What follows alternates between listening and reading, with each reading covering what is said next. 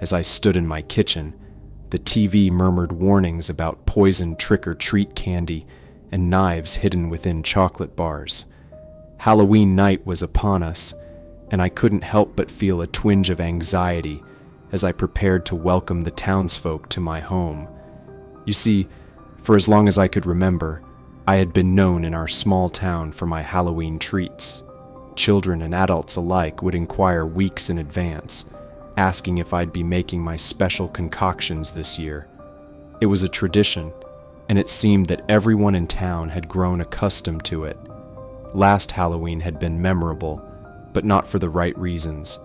I hadn't anticipated the overwhelming number of visitors, and my treats had run out far too soon.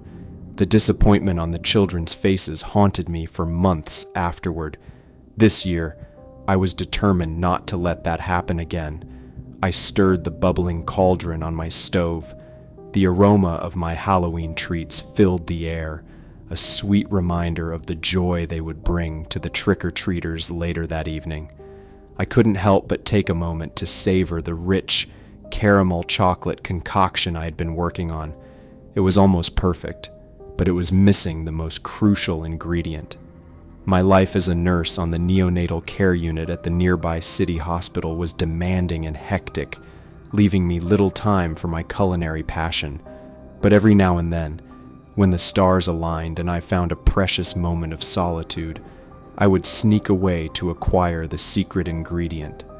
I savored the sweet mixture on my tongue, the flavors dancing in harmony. With a satisfied smile, I turned off the heat and headed down to the basement, a place that remained cool, dark, and damp, the perfect environment to preserve the secret ingredient.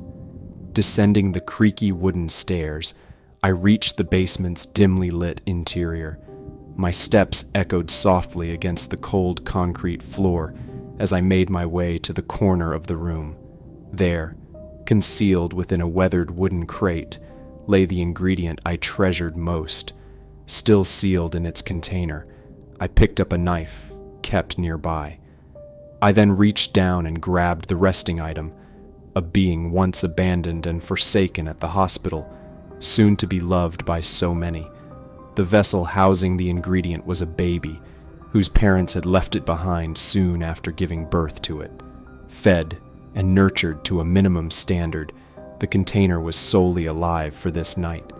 I took a deep breath and proceeded to shout, filling the room with loud screams and cries from the being beneath me. After a few minutes of ceaseless shrieks, the room fell silent, and I had obtained enough of the ingredient to store for the next year. Back in the kitchen, I carefully poured the deep red liquid into the caramel chocolate mixture, stirring it in with a sense of reverence. The secret ingredient had been added, infusing the treats with its unparalleled flavor. The candies were now complete, and I couldn't wait to share them with the townsfolk, who would soon grace my doorstep. Halloween was a time for tradition, and this year I was determined to make it unforgettable.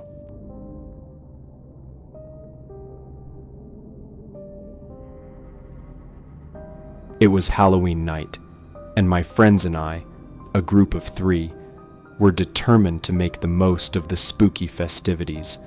There was Sarah, with her long, flowing auburn hair, freckles, and mischievous smile, always the one to suggest daring adventures.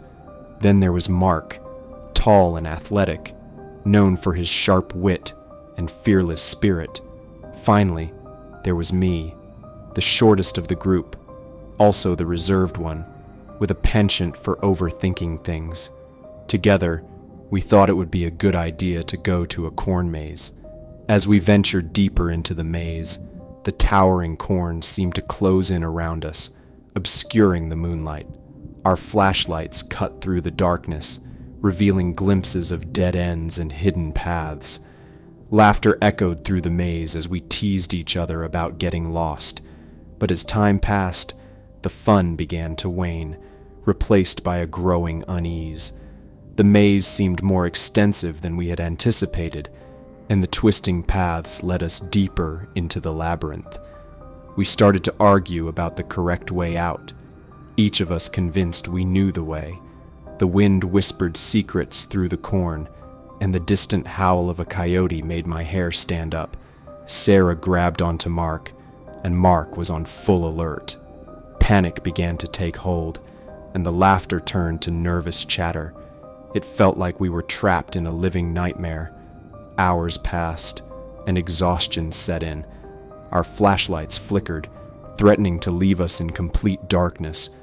Just when despair was threatening to consume us, we stumbled upon a clearing in the maze. In the center of the clearing, a lone scarecrow stood, bathed in an ethereal glow. Its tattered clothing fluttered in the wind, and its empty eyes seemed to bore into our souls.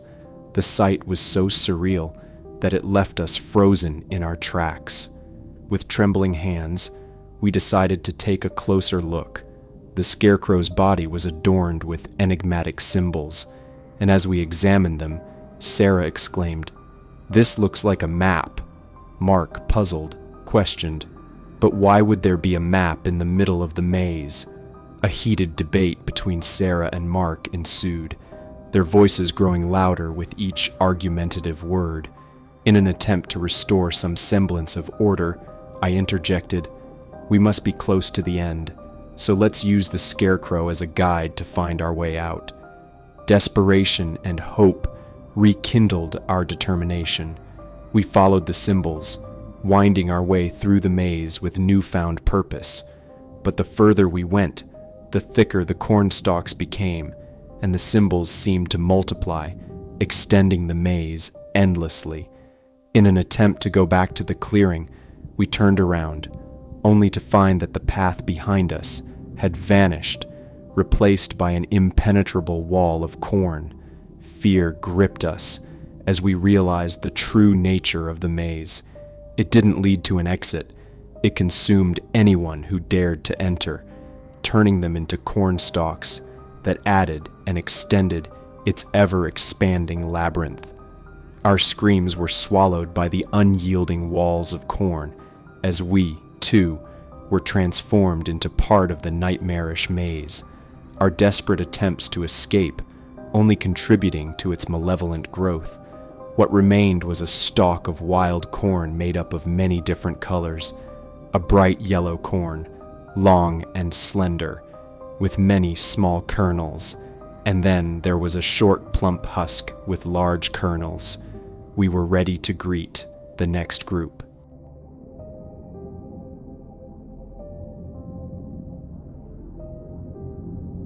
It was Halloween night. I was in middle school, and two friends of mine, and I embraced the darkness, fully immersed in our chosen disguises. One, dressed as a bunny, hopped along with playful agility, its fluffy tail twitching with every bound. Another, a witch, adorned in tattered robes, wielded a gnarled stick like a true sorceress, and I, a zombie, shuffled along with a haunting gait, arms outstretched, and face painted in grotesque decay. Our spirits were unchained as we ventured further into the night, reveling in the unsettling atmosphere around us. We targeted the younger children first, the bunny crouching low behind a tree, waiting for an unsuspecting victim to pass. With a sudden leap, it pounced, causing shrieks from our younger prey. The witch, her pointy hat casting a sinister shadow, cackled as she approached the homes of unsuspecting homeowners. At each doorbell's ring, she would play eerie sounds from her hidden speaker, startling those who dared open the door for trick-or-treaters. Their startled gasps and nervous chuckles fueled our delight, but perhaps our most devious act was my smashing of jack-o'-lanterns. I'd sneak up to porches, my footsteps barely audible, and with a quick, decisive stomp, I'd obliterate the carefully carved pumpkins.